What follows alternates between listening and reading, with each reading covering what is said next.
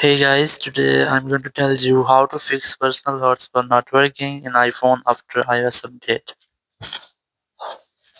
If you're using any iPhone and you have updated your iOS but you're facing the issue that your hotspot is not working after your update, so let's see how can you fix the issue. So now to fix that, you have to follow some steps. So the very first, you have to try to update your software again. So open your settings here, go for general here, go for software update.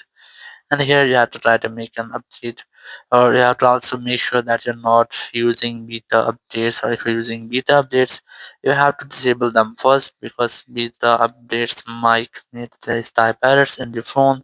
Once updated, you just have to go back and then you have to go for screen time settings, and you have to go for content and privacy restrictions and disable all the restrictions from here. Then go back and then go for general section here. Go for VPN and device management, and you have to make sure that you're not connected to any VPN.